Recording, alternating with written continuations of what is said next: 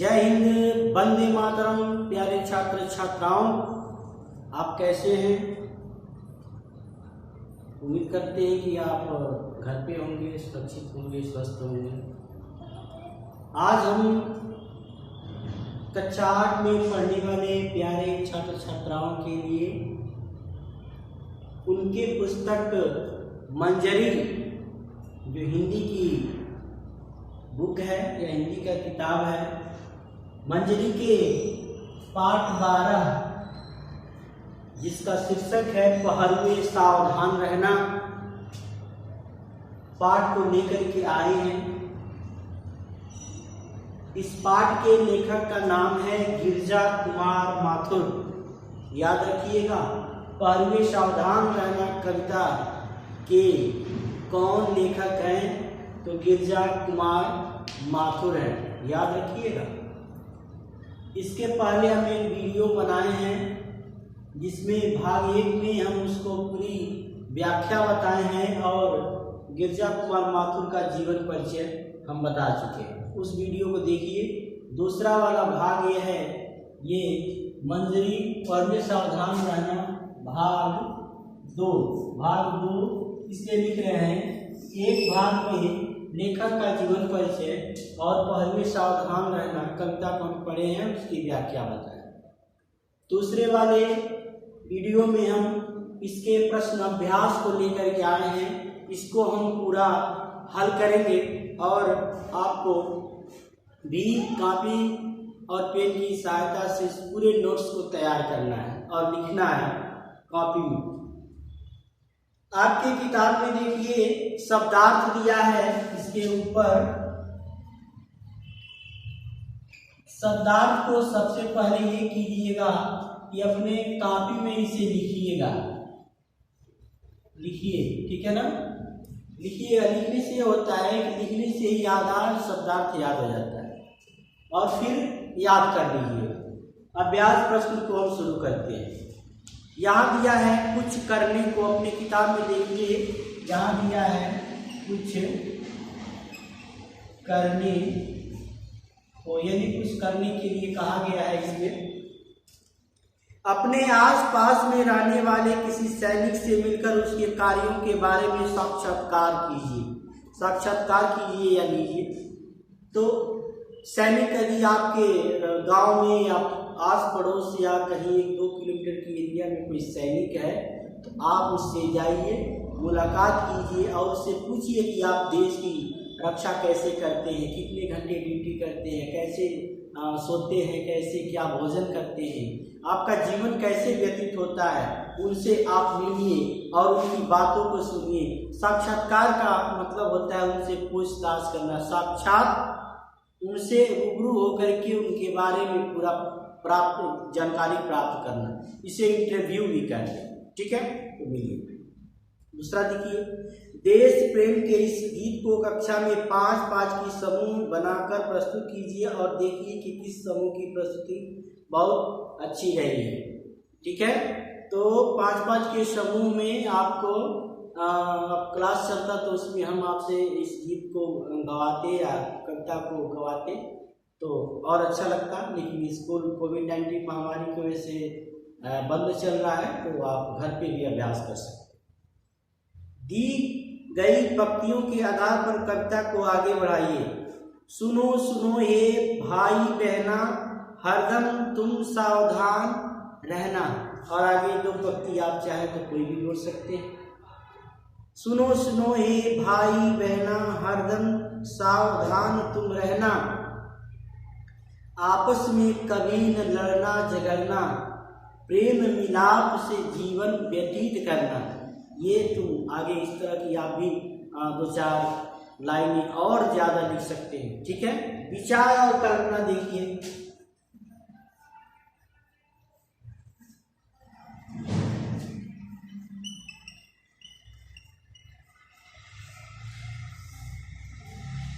पहला देखिए, नए युग की पतवार किनके हाथों में है? तो नए युग की पतवार युवाओं के हाथों में है। पतवार का मतलब क्या होता है? नाव को जो खेलने वाला होता है ना, नाव, पतवार। ने किसी भी नदी या समुद्र में पार कराने वाले नाविक जो होते हैं वो पतवार का काम करते, विषम परिस्थिति से जो उबार करके सम परिस्थिति में अच्छे वातावरण में लाने का काम करते हुए पतवार होते हैं।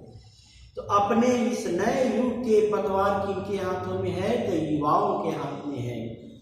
स्वतंत्रता के बाद आज भी अनेक ऐसी समस्याएं हैं जो देश को तोड़ने में लगी हुई हैं। बताइए ये समस्याएं कौन कौन सी हैं?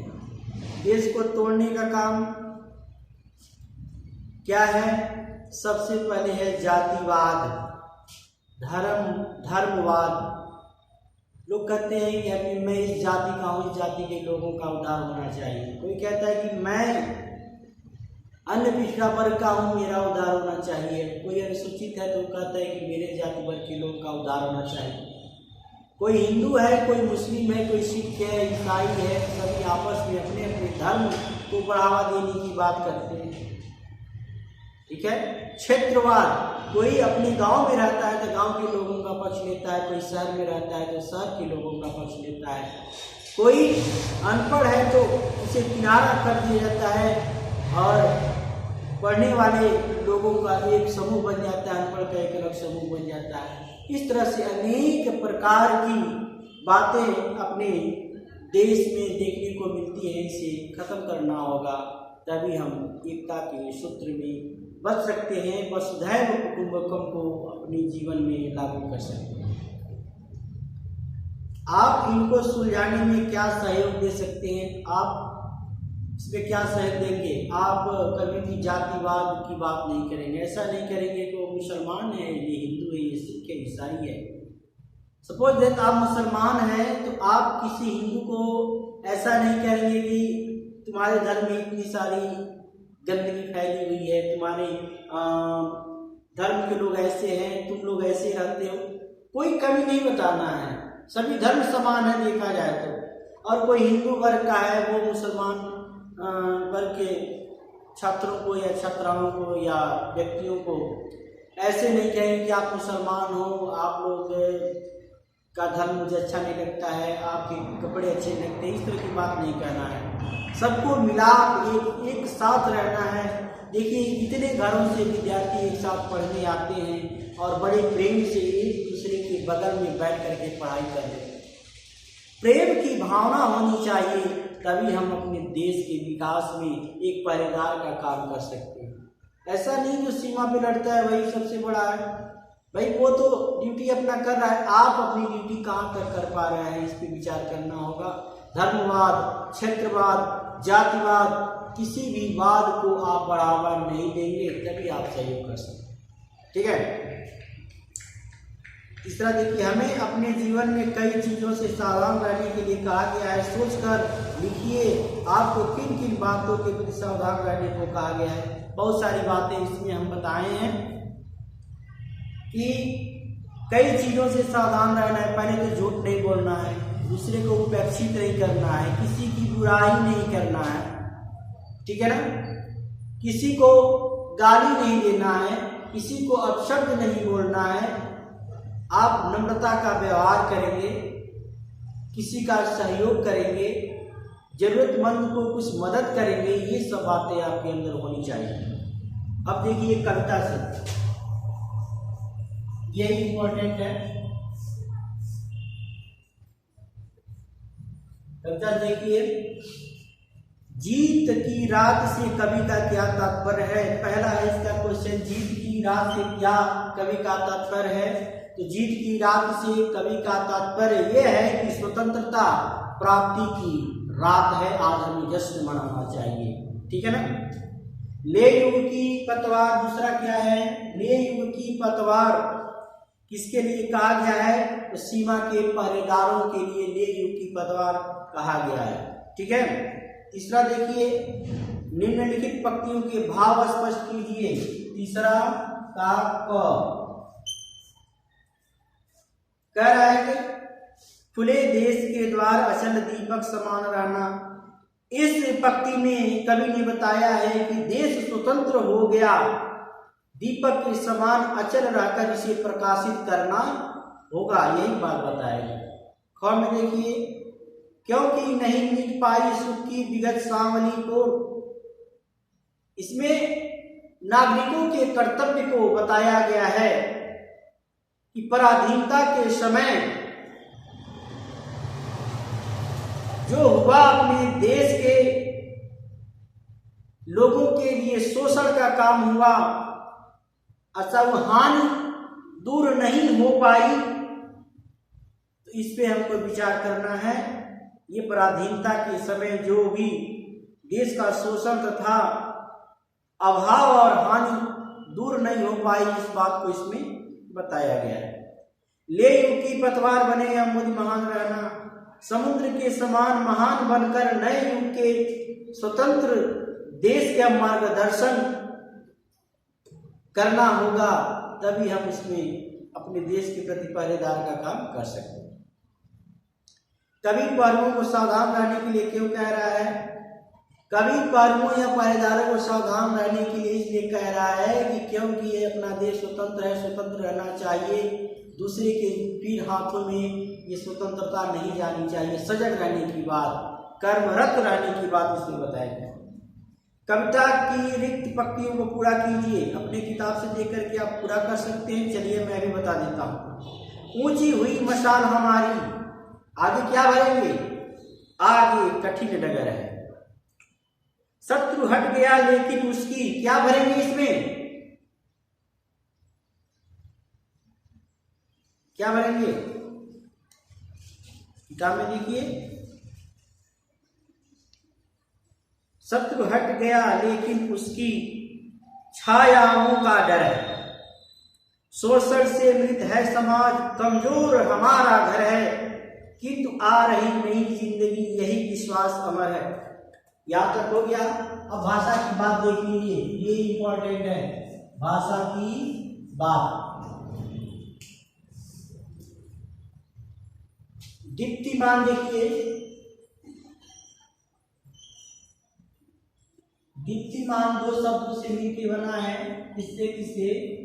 दीप्ति और मान। दीप्तिमान शब्द बना हुआ है, तो दीप्तिमान शब्द में मान क्या है? मान क्या है? ये प्रत्यय है। क्या है? प्रत्यय है। प्रत्यय वे शब्द होते हैं जो किसी शब्द के बाद में लगकर उसके अर्थ में परिवर्तन कर देते हैं, प्रत्यय कहलाते हैं। पहले हम बताए थे, इसके वाले वीडियो में देखेंगे तो। मान, अब इसमें प्रत्यय है, इस तरह मान हो गया, फिर मति हो गया, फिर वान हो गया, फिर वती हो गया। ये सब क्या है? सभी प्रत्यय हैं। क्या है? प्रत्यय है। क्या है? ये सभी प्रत्यय है। नीचे दिया है, जुड़ने से संज्ञा शब्द विशेषण बन जाता है। शब्द के अंत में ई रहने पर मान अन्यत्र वान जोड़ते हैं। इनके नीचे लिखे शब्दों के मान वान जोड़कर क्या क्या जोड़ना है? मान और वान जोड़ करके नया शब्द बनाना है। देखिए यहाँ दिया है बुद्धि, क्या दिया है? बुद्धि। बुद्धि में वान लिखे, बुद्धिमान लिखेंगे नहीं, बुद्धिमान लिखेंगे। क्या भरेंगे इसमें? बुद्धि के साथ मान जोड़ देंगे। गति, गति में क्या भरेंगे? मान जोड़ देंगे, गतिमान। गुण, गुणवान, वान इसमें जोड़ेंगे।